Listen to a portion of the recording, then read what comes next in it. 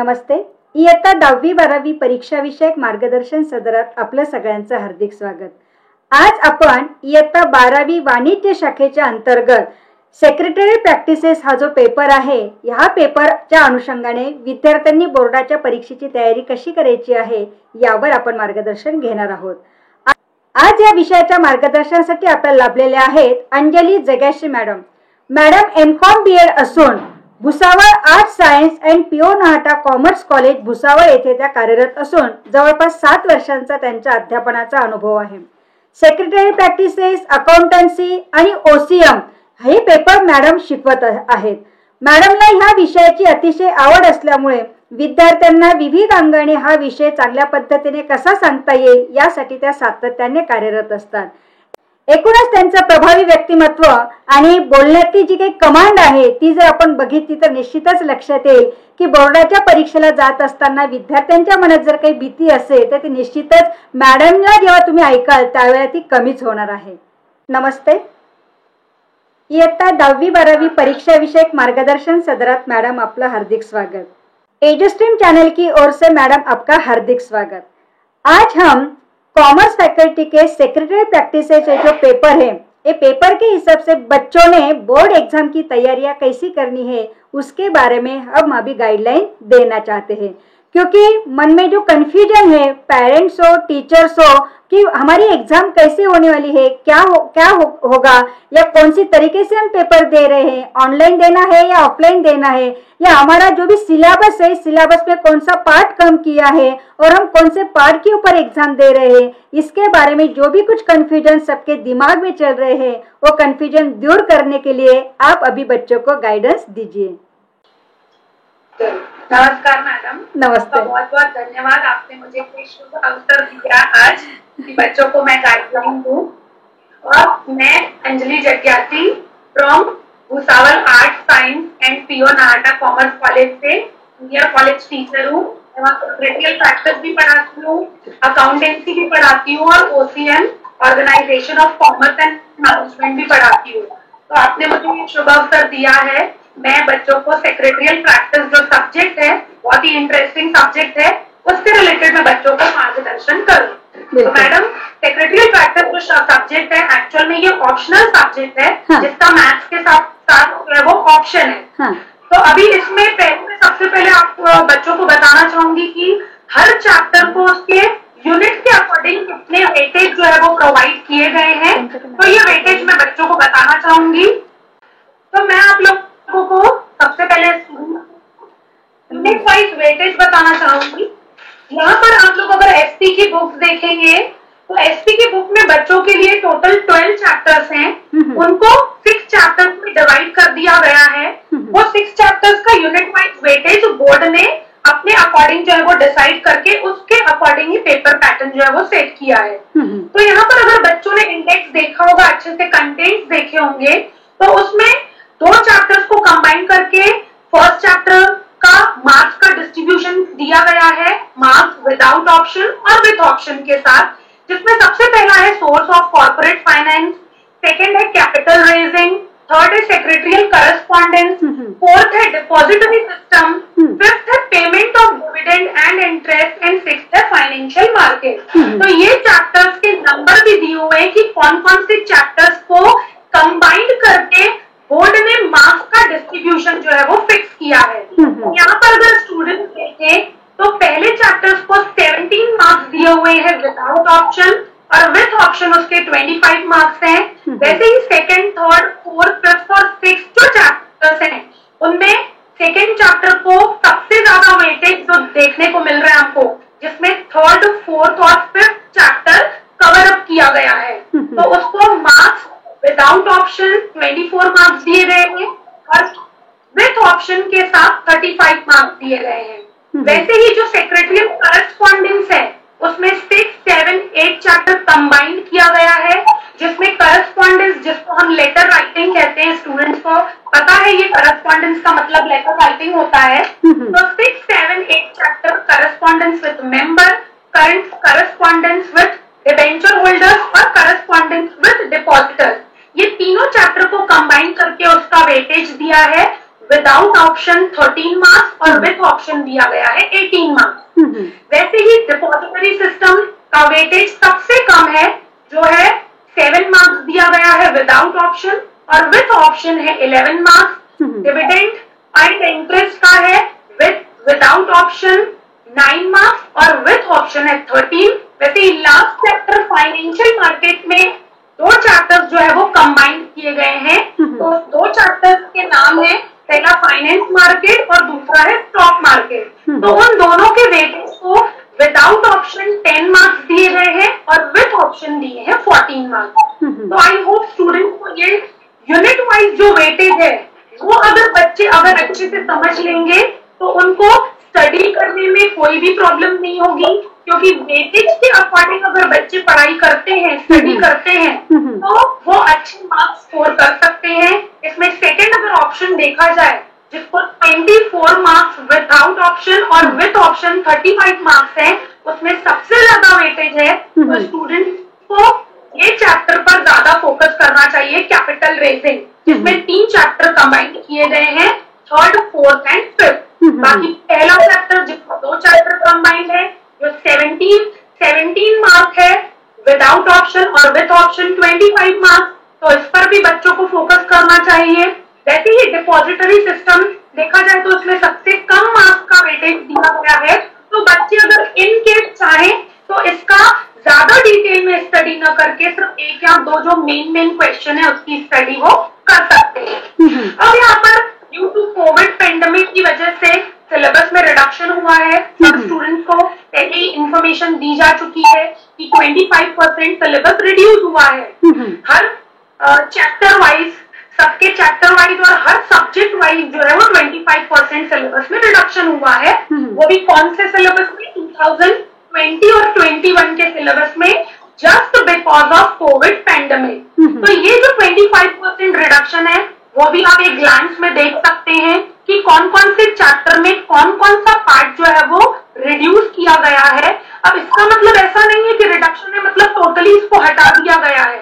इसको टोटली ना हटाकर इससे रिलेटेड क्वेश्चंस पूछे जाएंगे बच्चों से, बट इसमें क्या होगा कि बच्चों को ऑप्शन में दे दिए जाएंगे ये क्वेश्चन। 25% सिलेबस हटाने का मेन मकसद बोर्ड का ये है कि बच्चों को इतना ओवर बर्डन ना हो, बच्चे स्टडी करें 75% सिलेबस की, बट ये 25% को अगर वो जस्ट 1 टाइम रीड करेंगे तो वो भी अच्छे मार्क्स स्कोर कर सकते हैं। तो यहाँ पर आप देख सकते हैं कि कौन कौन से चैप्टर्स में कितना कितना पार्ट जो है वो अकॉर्डिंग टू सिलेबस रिड्यूस किया गया है। ये सेल्फ स्टडी का मतलब है कि आगे चल के बच्चे क्या होता है, प्रोफेशनल कोर्स करते हैं, तो प्रोफेशनल कोर्स करते टाइम CS करेंगे, CA करेंगे, MBA करेंगे या whatever they want to do, तो उसमें तो बच्चों को पूरा का पूरा सिलेबस कवर अप करना पड़ेगा। तो बच्चे अगर अभी जो टॉपर्स हैं, जो जिनका मेन एम है कि आगे चल के हमें CA करना है, CS करना है, तब हम टॉपर्स बच्चों को कोई भी पॉइंट स्किप नहीं करना चाहिए।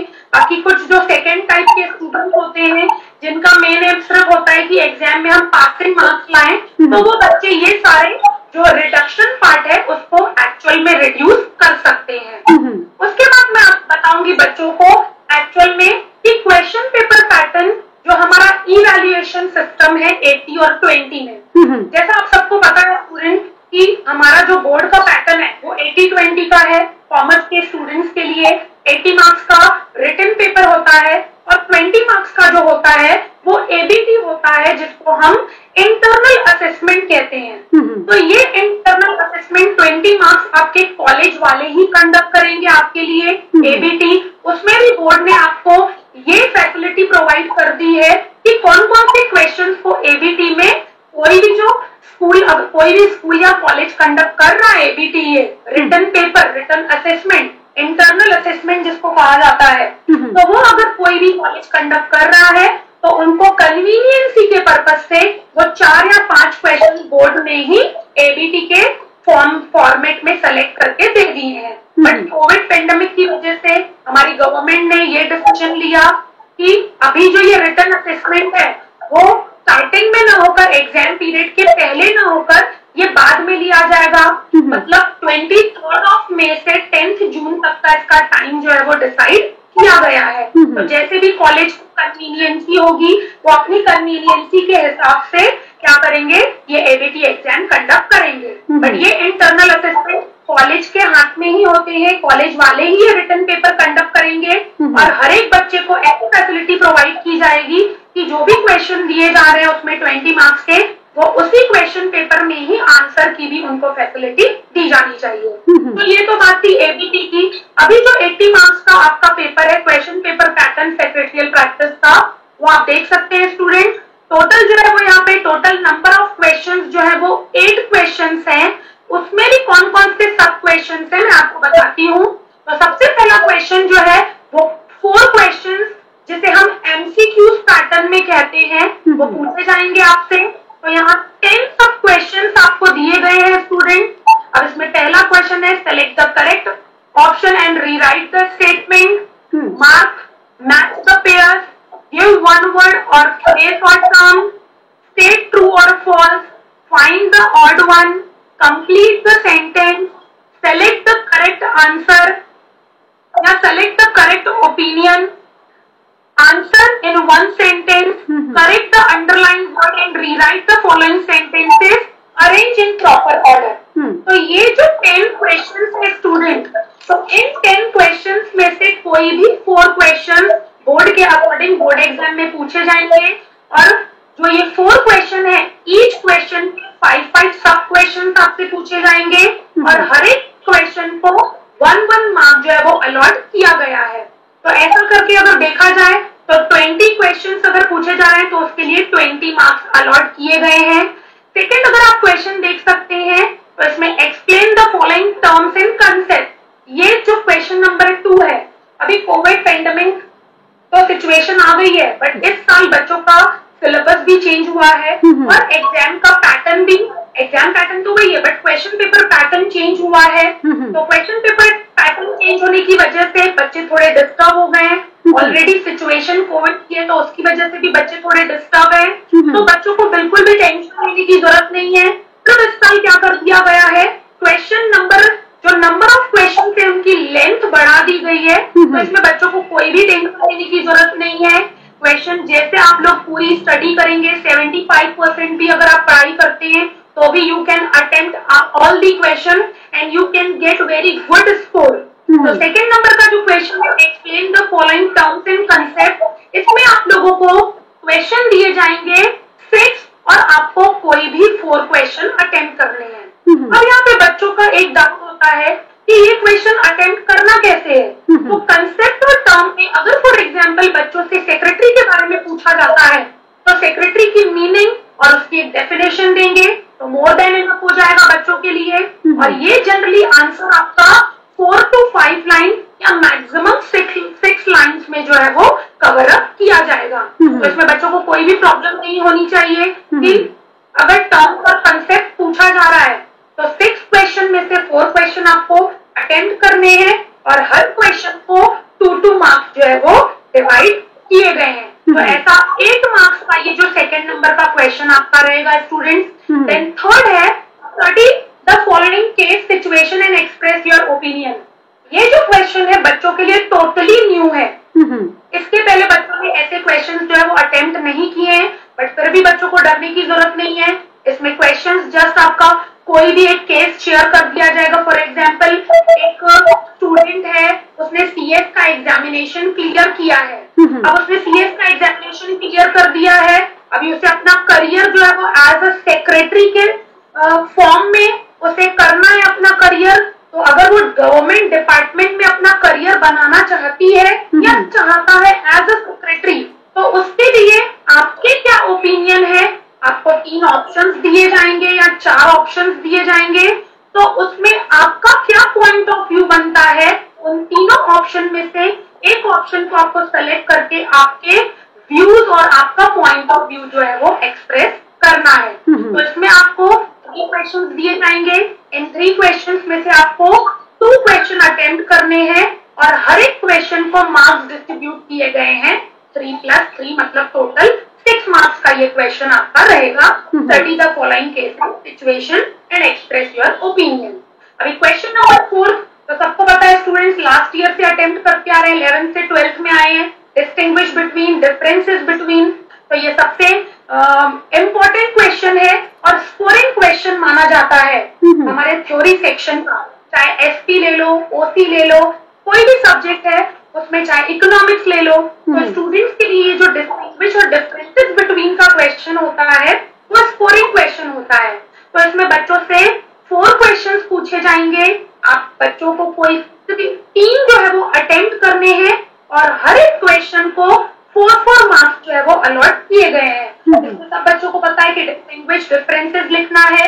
जैसे फॉर एग्जांपल शेयर और डिबेंचर का डिस्टिंग्विश और डिफरेंस आपसे पूछा जाता है, तो ऐसा नहीं करना है बच्चों को कि सिर्फ शेयर जो है उसका, उस बाजू का या उस साइड के बारे में आपने सारे पॉइंट्स लिख लिए और डिबेंचर्स के बाजू में डिबेंचर्स से रिलेटेड कोई भी पॉइंट्स आपने नहीं लिखे हैं। तो अगर आपका शेयर से रिलेटेड के साइड सारे पॉइंट्स करेक्ट हैं तो भी आपको एक भी मार्क्स बोर्ड के अकॉर्डिंग जो भी एग्जामिनर रहेगा वो आपको 0 मार्क्स अलॉट करेगा। तो स्टूडेंट्स को हमेशा ध्यान देना है कि जब भी डिफरेंसेस या डिस्टिंग्विश बिटवीन अटेम्प्ट कर रहे हैं स्टूडेंट, तो दोनों साइड उनको इक्वल अमाउंट में लिखना है मैटर।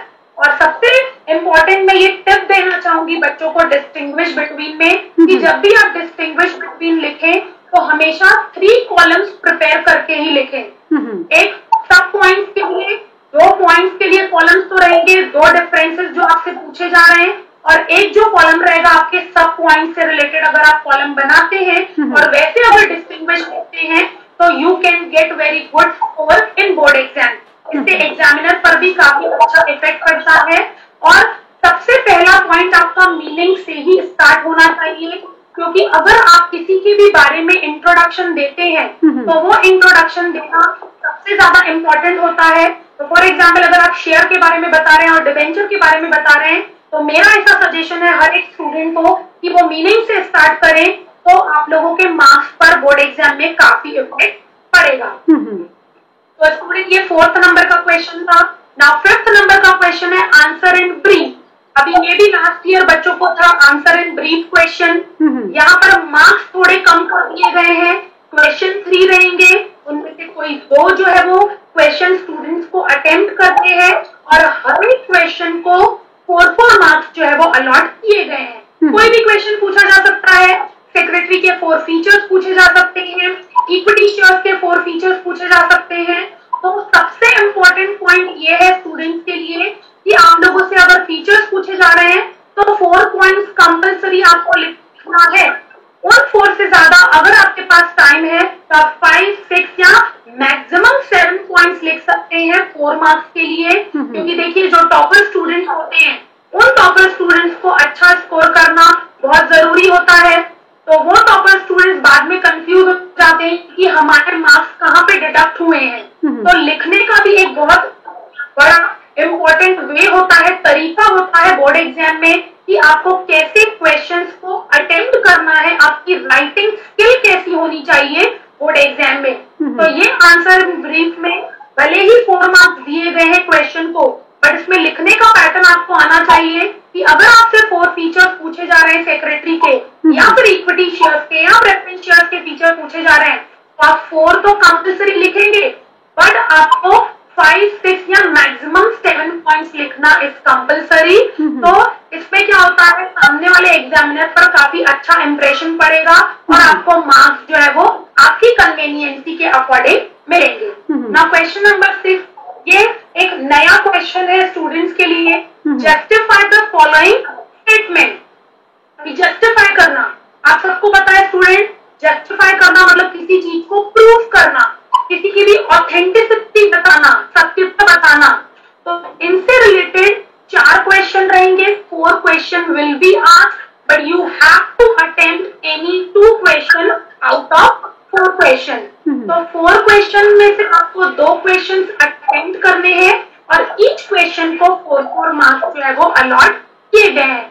ये सारे में क्वेश्चन के मार्क्स आपको विदाउट ऑप्शन बता रही हूँ। आपको बाजू में एक कॉलम जो दिख रहा है वो विथ ऑप्शन भी दिया हुआ है, तो इससे आपको अंदर लग जा रहा होगा स्टूडेंट्स कि कैसे विथ और विदाउट ऑप्शन जो है वो मार्क्स का डिस्ट्रीब्यूशन बोर्ड ने डिक्लेयर किया हुआ है। अब जस्टिफाई, सबसे बड़ा क्वेश्चन ये अराइज होता है बच्चों के माइंड में कि जस्टिफाई कैसे करना, इसमें कैसे लिखना है। तो स्टूडेंट यहाँ पर आपको एक क्वेश्चन के लिए 4 मार्क्स दिए गए हैं। तो 4 मार्क्स, फॉर एग्जाम्पल अगर आपको एक सेक्रेटरी के बारे में पूछा जा रहा है कि secretary only individual can be secretary, कि सिर्फ एक इंडिविजुअल ही सेक्रेटरी हो सकता है, तो दैट इज ट्रू।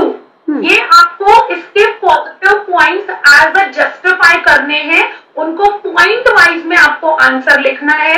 अगर आप इसको पैराग्राफ वाइज में लिखेंगे स्टूडेंट, तो इससे आपको मार्क्स मिलेंगे, बट उतने इफेक्टिव मार्क्स नहीं मिलेंगे जितना आप अफोर्ड करते हैं। तो बेटर है अकॉर्डिंग टू माय ओपिनियन कि जस्टिफाई करना, दैट मीन्स अगर आप उसको पॉइंट वाइज आंसर में लिखेंगे तो ये आपका अच्छा इंप्रेशन पड़ेगा एग्जामिनर पर। आपको 4 मार्क्स के लिए 4 ओपिनियन लिखना तो बहुत जरूरी है, बट उससे ज्यादा अगर आप 5, 6, 7 लिखना चाहें तो वो लिखेंगे, बट मिनिमम जो है आपको 4 मार्क्स के लिए 4 पॉइंट्स तो शुड बी कवर। तो आई थिंक क्लियर हुआ होगा बच्चों को। 7th है अटेम्प्ट द फॉलोइंग, जिसमें इन ब्रैकेट में आप देख सकते हैं लेटर राइटिंग लिखा हुआ है। ये 7th नंबर का क्वेश्चन भी बहुत इंपॉर्टेंट है। सेक्रेटरियल प्रैक्टिस में, सेक्रेटरियल प्रैक्टिस सब्जेक्ट में लेटर राइटिंग होती है।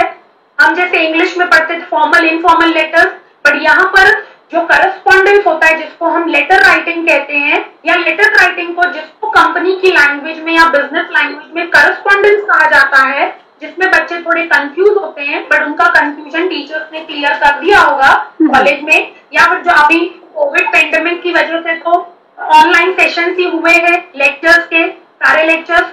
तो ये लेटर राइटिंग बहुत इंपॉर्टेंट और स्कोरिंग क्वेश्चन है। 7th नंबर का क्वेश्चन स्टूडेंट्स को ये पता होना चाहिए कि ये 7th नंबर का जो क्वेश्चन है बहुत ही इंपॉर्टेंट और स्कोरिंग है। अगर क्वेश्चन नंबर 7 बच्चे अच्छे से अटेम्प्ट करते हैं, सारे पॉइंट्स कवर करते हैं कि लेटर को कैसे लिखा जाता है, उसका लेआउट पूरा प्रॉपर वे में मेंटेन करते हैं, वो उसे कंटेंट्स मैटर सब each and everything systematic way में अगर बच्चे लिखेंगे तो उनको 5 में से 5 मार्क्स मिल सकते हैं। एक ये स्कोरिंग का क्वेश्चन रहता है बच्चों का, और एक क्वेश्चन नंबर रहता है 4th डिस्टिंग्विश बिटवीन। ये 2 क्वेश्चन ऐसे रहते हैं सेक्रेटरियल प्रैक्टिस में या ओसीए में या इकोनॉमिक्स में कि बच्चे इसमें फुल मार्क्स क्या कर सकते हैं, कैच कर सकते हैं। तो इन जो दोनों क्वेश्चन पर बच्चों को ज्यादा फोकस करना है कि हाउ टू राइट, उनकी राइटिंग स्किल उनको प्रॉपर वे में कंप्लीट करनी है बोर्ड एग्जाम में। तो ये जो अटेम्प्ट द फॉलोइंग है, इसमें लेटर राइटिंग जो आपका 3rd नंबर का था, सॉरी 4th नंबर का करस्पॉन्डेंस से रिलेटेड है इंडेक्स में, जिसमें 6, 7 और 8 चैप्टर को कवर किया गया है। Correspondence with members, correspondence with debenture holders और करस्पॉन्डेंस विद डिपॉजिटर्स। तो ये 3 चैप्टर्स में से हर एक चैप्टर में से एक एक लेटर जो है वो दिया जाएगा। ऐसे 3 क्वेश्चन दिए जाएंगे स्टूडेंट्स को, उनमें से कोई भी 2 क्वेश्चन जो है वो बच्चों को अटेम्प्ट करने हैं, और हर एक क्वेश्चन को 5-5 मार्क्स जो है वो अलॉट किए गए हैं। तो ये बच्चों को इसमें भी लेटर राइटिंग में मार्क्स का डिस्ट्रीब्यूशन में बताना चाहूंगी कि यहाँ पर मार्क्स का डिस्ट्रीब्यूशन लेटर को कैसा किया गया है। अभी जो पूरा लेआउट तैयार किया जाता है लेटर का, उसमें ओवरऑल लेटर के लेआउट को 1.5 मार्क्स दिए गए हैं, और जो main body of the letter होता है जिसमें कंटेंट्स और मैटर्स इन्वॉल्व होते हैं, उसको 3.5 मार्क्स दिए गए हैं। तो बच्चे अगर पूरा लेआउट सिर्फ बना के छोड़ेंगे, मतलब सिर्फ हेडिंग लिख दी, रेफरेंस लिख दिया और कंटेंट और मैटर नहीं लिखा, तो बच्चों को 0 मार्क्स दिया जाएगा। इसलिए बच्चों को लेटर राइटिंग करते टाइम ये बात जरूर ध्यान में देनी है कि हम अगर लेआउट लिख रहे हैं तो लेआउट को 1.5 मार्क्स तो दिए गए, बट उसके साथ साथ कंटेंट और मैटर को भी 3.5 मार्क्स दिए हैं, तो वो भी अटेम्प्ट करना इज वेरी कंपल्सरी। तो बच्चों को ये कंफ्यूजन नहीं होना है, वो सिर्फ अगर लेआउट अटेम्प्ट करेंगे तो they can get only 0 marks. तो नाउ लास्ट क्वेश्चन है 8th, answer the following long answer type question. जैसे लास्ट ईयर तक के सिलेबस में क्या था, ये क्वेश्चन 10 मार्क्स का होता था, बट इस क्वेश्चन नंबर 8 को 10 मार्क्स में न डिवाइड करके 8 मार्क्स में डिवाइड कर दिया गया है। तो क्वेश्चन 2 ही पूछे जाएंगे, उनमें से बच्चों को एक ही अटेम्प्ट करना है और एक क्वेश्चन जो सिंगल क्वेश्चन रहेगा वो रहेगा 8 मार्क्स का। अब इस 8 मार्क्स के क्वेश्चन में लेटर हटा दिया गया है सिर्फ इस साल के सिलेबस से ड्यू टू कोविड पेंडेमिक। बच्चे यहाँ पर भी कंफ्यूज ना हो, उनको स्पष्ट मैं क्लियर इंस्ट्रक्शन दे रही हूँ कि आपका लेटर राइटिंग का जो क्वेश्चन है सिर्फ और सिर्फ 7 नंबर के क्वेश्चन में ही पूछा जाएगा। 6, 7, 8 चैप्टर में से एक लेटर पूछा जाएगा और वो लेटर आपका रहेगा 5 मार्क्स का। जो लास्ट ईयर तक के सिलेबस में लास्ट नंबर के क्वेश्चन में लेटर पूछा जाता था सेक्रेटरियल प्रैक्टिस में, लॉन्ग आंसर में एक थ्योरी क्वेश्चन रहता था और एक रहता था लेटर राइटिंग। तो बच्चों ये बात आप स्पष्ट और क्लियर समझ लीजिए कि इस साल के सिलेबस से ड्यू टू कोविड पेंडेमिक ये लेटर राइटिंग को 8 नंबर के क्वेश्चन में से फिलहाल 20 और 21 के एग्जामिनेशन पीरियड के लिए हटा दिया गया है। तो आपसे 2 क्वेश्चन पूछे जाएंगे 8 नंबर के क्वेश्चन में, वो दोनों क्वेश्चन आपके थ्योरी सेक्शन रहेंगे। अब ये किस टाइप के क्वेश्चन हो सकते हैं तो मैं आपको बताती हूँ। जैसे equity shares, what is the meaning of equity shares and explain its features.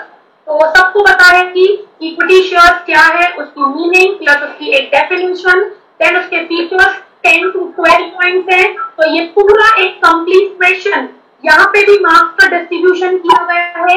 Meaning और डेफिनेशन को 2 मार्क्स दिए गए हैं और जो हमारे फीचर्स हैं उसको 6 मार्क्स अलॉट किए गए हैं। तो बच्चों को अटेम्प्ट करते टाइम ये ध्यान में देना बहुत जरूरी है कि हम जो 8 मार्क्स का क्वेश्चन अटेम्प्ट कर रहे हैं उसमें मीनिंग भी दे प्लस एक डेफिनेशन दे किसी ऑथर की विद कंप्लीट ऑथर नेम और उसके फीचर्स जो कंप्लीट 10 to 12 पॉइंट है वो पूरे के पूरे 10 to 12 पॉइंट वाइज में हम क्या करें, एक्सप्लेन करें। तो इससे बच्चों का क्या होगा, अच्छे मार्क्स स्कोर कर सकते हैं। साथ ही साथ बच्चे अगर राइटिंग करते हैं और सारे क्वेश्चंस अटेम्प्ट करते हैं तो उनको छोटी छोटी बातों को भी ध्यान में देना है कि इम्पोर्टेंट पॉइंट्स को हाईलाइट करना, अंडरलाइन करना, प्रॉपर पॉइंट्स को अंडरलाइन करना, उसके बाद फिर हर एक क्वेश्चन को अटेम्प्ट करना, कोई भी क्वेश्चन स्किप नहीं करना।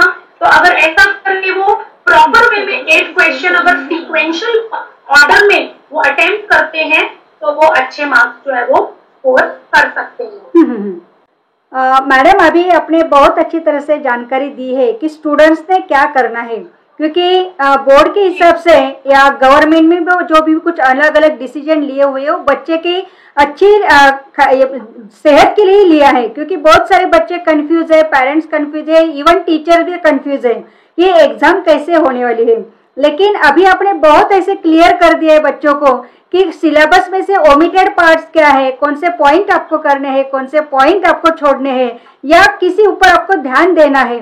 इसी तरीके से आपने बहुत डीपली बच्चों को जानकारी दी है।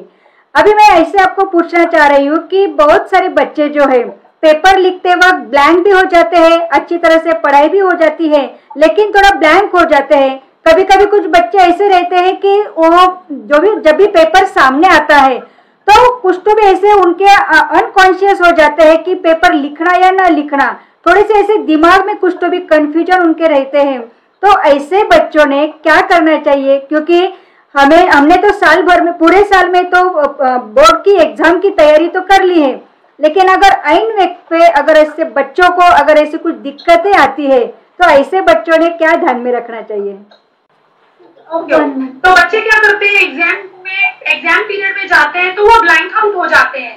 तो ब्लैंक आउट होने का रीजन होता है कि वो ओवरनाइट स्टडी कर लेते हैं, देन नेक्स्ट डे अगर पेपर है तो ओवरनाइट स्टडी की हुई, फिर रेस्ट ना होना, रेस्टलेस होने की वजह से बच्चे क्या है नेक्स्ट डे जो टॉपर स्टूडेंट है वो भी क्या हो जाते हैं, ब्लैंक आउट हो जाते हैं। तो मेरा हर बच्चे को यही सजेशन है कि एटलीस्ट आप एग्जाम स्टार्ट होने के 5 आवर्स तो भी पहले पढ़ाई मत कीजिए। आपका जो भी रिवीजन पार्ट है, जो भी आपको पढ़ना है वो 1 डे बिफोर ही कर लीजिए, क्योंकि ओवरनाइट स्टडी जो है वो काफी आप रात भर जागते हैं, उसके बाद नेक्स्ट डे अगर आपका पेपर है तो मॉर्निंग से आप रेस्टलेस फील करेंगे। तो ऑब्वियसली अगर आपके पास पेपर आएगा आपको एग्जाम शुरू होने के 5 मिनट पहले भी वो क्वेश्चन का आंसर याद रहता है, बट इमीडिएटली आप 5 मिनट बाद पूरे ब्लैंक आउट हो जाते हैं। तो इसका रीजन होता है कि स्ट्रेसफुल होना, बच्चे ओवर बर्डन ले लेते हैं, तो बिल्कुल भी ओवरबर्डन मत लीजिए, रेस्ट, पूरा कंप्लीट रेस्ट कीजिए,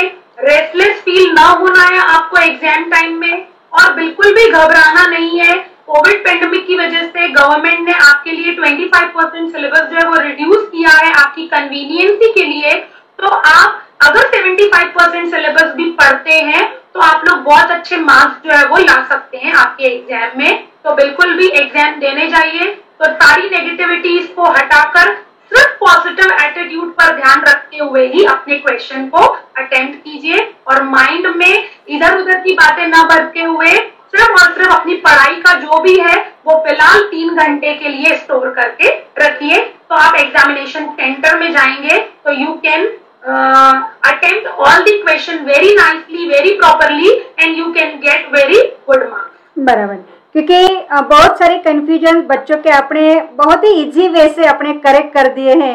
शायद जब भी बच्चे अपना वीडियो देखेंगे तो बहुत ही अच्छा फील करेंगे, क्योंकि अभी आपके उनके दिमाग में जो भी कुछ चल रहा था, जो भी कुछ कंफ्यूजन थे, तो आपने बहुत अलग अलग तरीके के एग्जाम्पल्स देके उनके कंफ्यूजन भी आपने कम कर दिए हैं। अब पेरेंट्स के बारे में पूछना चाहूंगी कि पेरेंट्स जो है, अभी सब पेरेंट्स जो है, मतलब टीचर हो या पेरेंट्स हो, सभी अभी भी थोड़ा सा टेंशन में ही है। ऑनलाइन होगी, ऑफलाइन होगी, क्या होगा, या एग्जाम होगी या नहीं होगी, ऐसे बहुत से सारे क्वेश्चन मन में आ रहे हैं।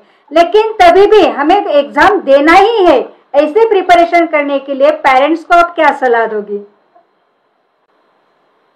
पेरेंट्स का देखिए, सबसे इम्पोर्टेंट बात होती है कि अभी की जनरेशन पढ़ाई में मैं मानती हूँ बहुत इन्वॉल्व है, बट उनके पेरेंट्स का कंट्रीब्यूशन कितना है ये भी बहुत जरूरी है। क्योंकि देखिए, ये हम जानते हैं कि टीचर्स 100% टीचर्स पर डिपेंड होना, तो ये तो सरासर बेवकूफी होती है। तो क्या होता है, हर एक स्टूडेंट के लिए जितना टीचर अटेंटिव होती है, उन हर एक स्टूडेंट के लिए उनके पेरेंट्स भी अगर उतना ही अटेंटिव होंगे उनकी पढ़ाई को लेकर, तो वो ज्यादा बच्चे को होगा।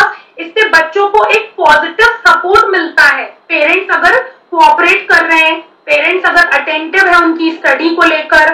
और देखिए क्या होता है, आजकल की जनरेशन तो ऑल द टाइम ट्यूशन में इन्वॉल्व होती है कि ये क्लासेस लगा दिए, वो क्लासेस लगा दिए।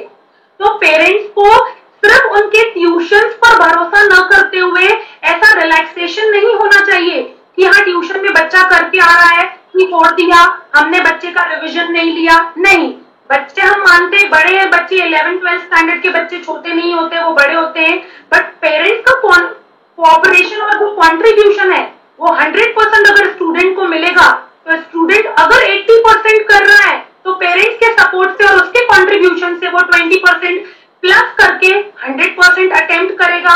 और जो बहुत उसको थोड़े बहुत डाउट्स होते हैं वो पेरेंट्स के सपोर्ट से वो उसके डाउट्स भी क्लियर हो जाते हैं। अभी देखिए क्या होता है, बहुत सारे बच्चे ट्यूशन से आकर उनका ट्यूशन में इतना एनर्जी लेवल, ये ट्यूशन जा रहे हैं कंटिन्यूस 1-1, 2-2 आवर के ट्यूशन अगर वो जाते हैं तो उनका एनर्जी लेवल डाउन हो जाता है। तो घर पर आकर वो पढ़ाई नहीं करेंगे तो इतना सक्सेस नहीं मिलेगी उनको। तो इसलिए पेरेंट्स का ये फर्ज बनता है कि वो ट्यूशन में पढ़कर आ रहे हैं तो उनकी पढ़ाई को देखना, उन पर फोकस करना।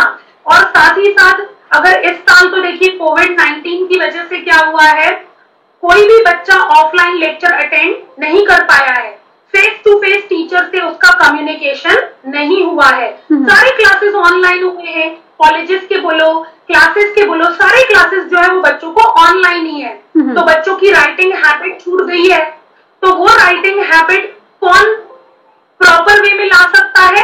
पेरेंट्स अगर सपोर्ट करेंगे अपने बच्चों को कि हाँ उनसे क्वेश्चन पेपर अगर सॉल्व करवा के देखें, उनको क्वेश्चंस दे दिए, उनकी राइटिंग स्किल बढ़ाने के लिए, उस राइटिंग स्किल जो 50% हो गई है उसको 100% में कैसे कन्वर्ट करना है कि वो अच्छे से एग्जाम दे सके और एग्जाम में अच्छे स्कोर कर सके। तो ये पेरेंट्स का कंट्रीब्यूशन यहाँ पर भी बनता है कि बच्चों से हर एक क्वेश्चन को वो राइटिंग पार्ट में ले। तो इनसे क्या होगा, उन बच्चों की राइटिंग स्किल भी क्या होगी, काफी इम्प्रूव होगी, और बच्चों का पेरेंट्स के साथ जो इंटरैक्शन है वो भी क्या होगा, काफी स्ट्रॉन्ग होगा और बच्चों को एक पॉजिटिव एनर्जी मिलेगी। क्योंकि पेरेंट्स का कंट्रीब्यूशन किसे नहीं चाहिए, पेरेंट्स अगर मोटिवेट करेंगे, एप्रिसिएशन करेंगे तो बच्चों का कॉन्फिडेंस लेवल जो है वो काफी स्ट्रांग होता है। तो मेरा ओपिनियन और सजेशन यही है हर एक पेरेंट्स को कि बच्चे पढ़ाई कर कर आ रहे हैं,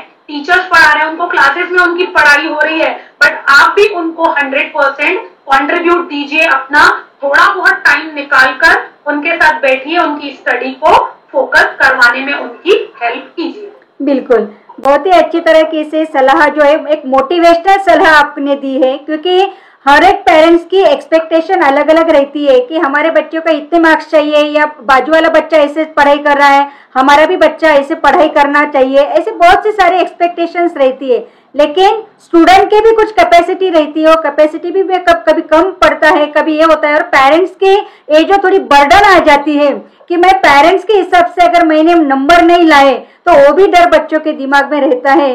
तो इसीलिए आपने बहुत सारे अलग अलग एग्जांपल्स देके जो भी कुछ डर है बच्चों के मन में, ये पेरेंट्स को भी क्या करना चाहिए, इसके बारे में बहुत डिटेल सारी जानकारी दी है। मैडम, आप ये प्रोग्राम में आके ये 12वीं के स्टूडेंट के लिए स्पीड सब्जेक्ट जो है उसके हिसाब से बच्चों को जो अच्छी कुछ जो जानकारी आपने दी है, वो जानकारी बहुत ही डिटेल दी है और एक बहुत ही मोटिवेशनल जानकारी थी। और बच्चे ये वीडियो देखने के बाद बिल्कुल ही एसपी का पेपर जो है बहुत अच्छी तरीके से लिखेंगे, क्योंकि अपने 80 और 20 मार्क्स का जो पैटर्न है वो बहुत अच्छी तरह से बच्चों को समझा दिया है कि कैसे क्या करना है। तो इसलिए आप ये प्रोग्राम में आके ये जानकारी जो दी है, बच्चों को गाइडलाइन जो दिया है, इसके लिए एजुस्ट्रीम यूट्यूब चैनल की ओर से मैडम आपका बहुत बहुत शुक्रिया। Thank you so much madam. आत्ताच आपल्याला जगेश्री मॅडमने जे काही मार्गदर्शन केलेलं आहे की सेक्रेटरी प्रॅक्टिसेस हा जो पेपर आहे हा एकूण 80 आणि 20 गुणांमध्ये कसा डिवाइड झालेला आहे, शिवाय प्रत्येक प्रश्नाचे जे काही प्रकार आहेत आणि त्या प्रकारानुसार विद्यार्थ्यांनी काय लिखाण करणं अपेक्षित आहे याचं सविस्तर मार्गदर्शन आत्ताच मॅडमने आपल्याला केलेलं आहे। मित्रांनो, हा व्हिडिओ अधिकाधिक विद्यार्थ्यांपर्यंत शेअर करा की जेणेकरून जे काही परीक्षेला सामोरे जाणारे आहेत, म्हणजे बोर्डाच्या अनुषंगाने जे परीक्षेला बसलेले आहेत, अशा विद्यार्थ्यांना या मार्गदर्शनाचा लाभच होणार आहे। आतापर्यंत आपण जवळपास वेगवेगळे विषयांच्या आधारे या एजुस्ट्रीम यूट्यूब चॅनल तर्फे इयत्ता 10वी 12वी यशोमंत्र कार्यक्रमातून बोर्डाच्या परीक्षेसंदर्भात मार्गदर्शन आपण केलेलंच आहे। मित्रांनो, पुढील भागात आपण या बोर्डाची परीक्षेच्या अनुषंगाने महाराष्ट्र शासनाने आणि बोर्डाने जे काही डिक्लेअर केलेले जे काही रूल्स आहेत किंवा ज्या सूचना आहेत, मग त्या प्रात्यक्षिक परीक्षेच्या अनुषंगाने असेल किंवा अंतिम लेखी परीक्षेच्या स्वरूपातले असेल, तर या सूचना ज्या आहेत त्या नेमक्या काय आहेत या आपण बघणार आहोत। तोपर्यंत मित्रांनो, धन्यवाद।